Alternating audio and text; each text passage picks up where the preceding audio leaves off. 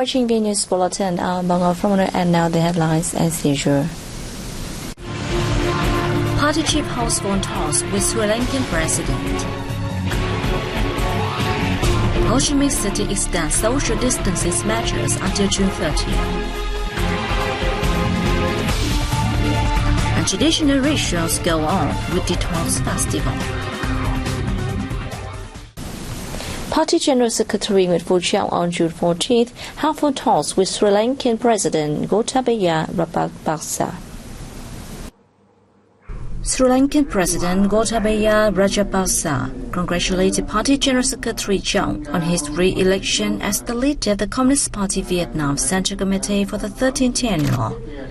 For his part, Vietnamese Party leader Trọng expressed thanks for the valuable support of the Sri Lankan people during the resistance wars in the past, as well as national cause for development at present. He affirmed that the Vietnam Party state always attached great importance to the traditional friendship and fine cooperation with Sri Lanka.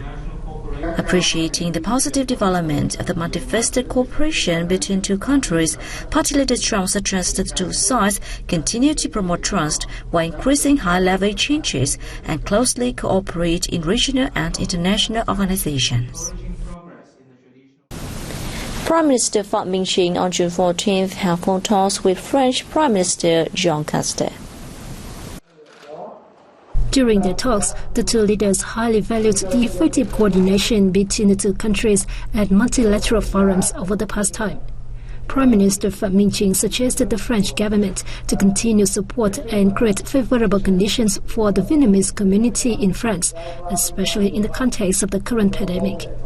The two leaders reached consensus on making use of the Vietnam-EU Free Trade Agreement and soon completing the ratification of the EU-Vietnam Investment Protection Agreement. French Prime Minister Jean Castex affirmed to support Vietnam in its vaccine supply strategy. Regarding the East issue, the two sides affirmed that ensuring the freedom of navigation, aviation, security and peace in the EC is in line with the interests of the international community. They emphasized the significance of the 1982 UNCLOS as the legal framework for all activities at sea. The National Assembly Standing Committee on June 14 morning convened its 57th meeting under the chair of National Assembly Chairman Vương Đình Huệ. According to National Assembly Chairman Vương Đình Huệ, the meeting is slated to review the National Election Council's preliminary report on the outcomes of the elections of deputies to the 15th National Assembly and all-level People's Councils for the 2021-2026 tenure, and discuss the preparations for the first sitting of the 15th National Assembly, slated for July 20th. The National Assembly Standing Committee members are also scheduled to contribute opinions for the finalization of reports on the implementation of socio-economic, financial and state budget goals in the first half of 2021, and measures for the accomplishments of the goals in the remaining months. Following a report delivered by the National Assembly General Secretary and Chief of the National Election Council Office, summing up the outcomes of the elections, National Assembly Chairman Vương Đình Huệ welcomes the results of the elections, which saw a high rate of elected ethnic minority deputies. Notably, for the first time, the 15th National Assembly has representatives from Lu and Bro ethnic minority groups, which have very small populations. A highlight of the election is the record ratio of women in the 15th National Assembly, which exceeds 30% of the total. This enables Vietnam to climb 20 places to rank 51st globally in the proportion of women parliamentarians, he said. Furthermore, for the first time, voters on Trường Sa Lớn Island, Trường Sa Town, cast their ballots on the same day and the same time with others nationwide, he added. Despite the fourth outbreak of COVID-19, the general election was held successfully, he noted.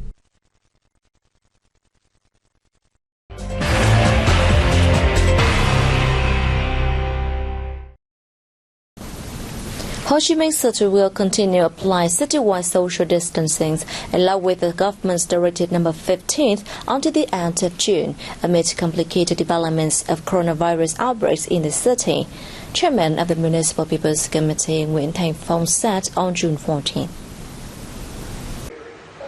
At the meeting with officials of 21 districts and Thủ Đức City, Phong said the order imposed since May 31st following large outbreaks relating to a Christian mission church and originally set to expire on June 15th will be extended for another 2 weeks until midnight on June 30th. Under the order, non-essential services and businesses in Ho Chi Minh City would continue to be halted. No gatherings of 5 or more in public outdoors areas are allowed, while people, especially 60 years old and above, are advised to stay home unless for essential purposes and should keep a distance of 2 meters during contact. Meanwhile, more restrictive measures in which people are ordered not to go out unless for essential purposes in Gò Vấp District and Thạnh Lộc wards of District 12 will be eased from June 50th. The measures were imposed on the 2 areas on May 31st. The COVID-19 Vaccine Fund was officially launched on June 5th for vaccine purchases, research and production. A vivid illustration of national solidarity, the fund was set up to ensure that no one stands apart from the fight against the pandemic. With COVID-19 having wreaked havoc on Vietnam's economy, it's necessary for the country to reach herd immunity quickly so that the population can live safely with the pandemic, and vaccines are key in doing so. In this context, the COVID-19 Vaccine Fund was launched and affirms the government's dogged determination to ensure that no one is left behind in the fight. The fund will help connect people and muster national strength, contributing to victory against the pandemic. It's a source of great pride to see Vietnamese people respond enthusiastically to the fight, even the elderly and children. Many businesses stand ready to donate hundreds of billions of Vietnam dong to the COVID-19 Vaccine Fund. We are so proud to make a contribution to Vietnam's fight. It is necessary to mobilize all resources at these times to ensure there are sufficient vaccines for nationwide inoculations. Despite the difficulties, we have been engaged in the country's fight against the pandemic. Responding to the Prime Minister's calls, we decided to make donations to the vaccine fund. Vietnam has so far received commitments of acquiring 130 million doses of COVID-19 vaccine this year.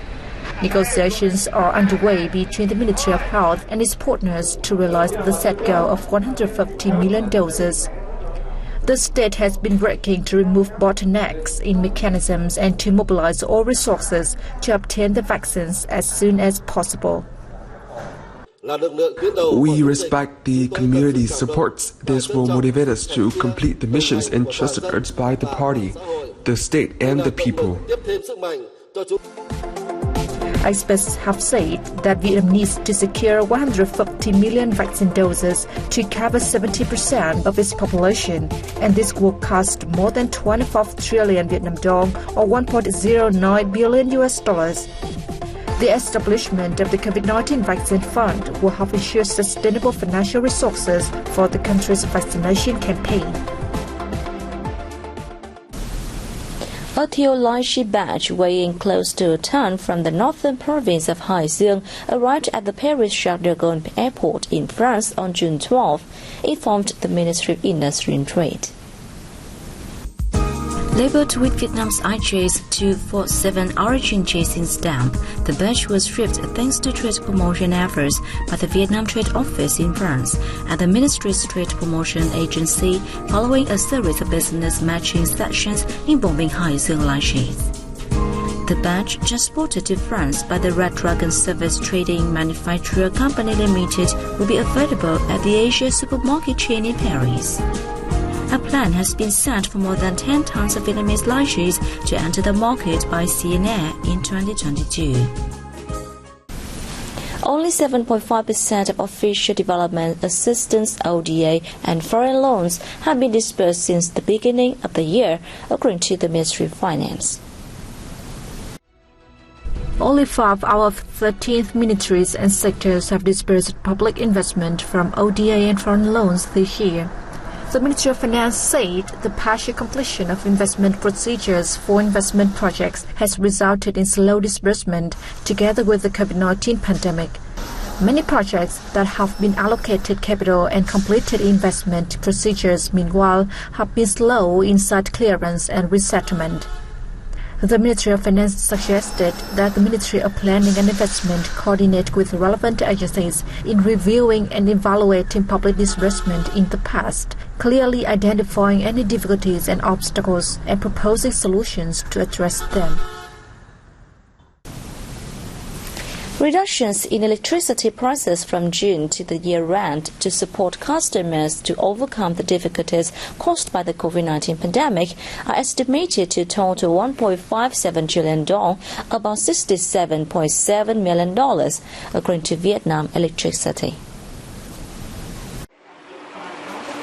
Facilities which were used for isolation and examinations relating to COVID-19 would enjoy 100% reduction, while 20% reductions would be provided for medical facilities which were used to test and treat COVID-19 patients, which was estimated to total $100 billion. Tourist accommodation facilities would enjoy retail electricity prices equal to those applied for production and was estimated to total $1.47 trillion. The reductions would be applied in 7 months for power bills from June to December this year. This was the third reduction in electricity prices after 2 similar discounts offered last year. The Ministry of Industry and Trade said it proposed the adjustments to the government at the most suitable points of time this year to limit impacts on production and business, as well as lives of residents, while ensuring stable macroeconomy.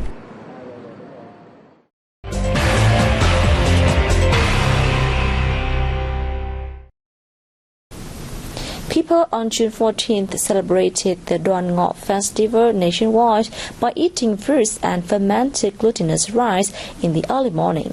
We have more details on traditional rituals of the festival. Đoan Ngọ or Devil Fair Festival is held annually on the 5th day of the 5th lunar month, which fell on June the 14th this year. This time, Vietnamese families always prepare homemade goodies to detox in a traditional way. They often eat fermented glutinous rice, which has a taste of wine, with the belief of making worms in their bodies drunk. After that, they eat fruits such as plum and lychees to kill worms and some kinds of peaches to become healthier. Historians say the elders just tell their descendants it's the practice of killing pests and worms.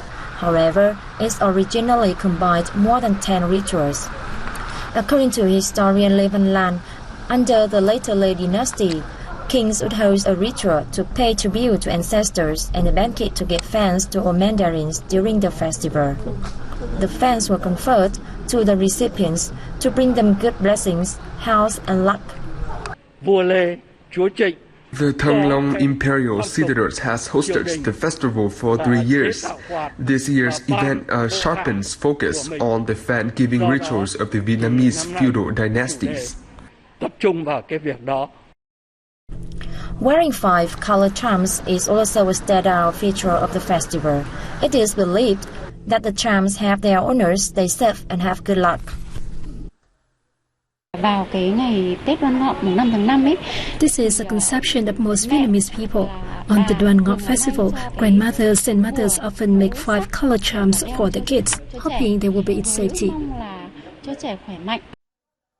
Đoan Ngọ was considered as the old people medical day, aiming to champion folk experiences and wisdom, while alerting people to the danger of epidemics.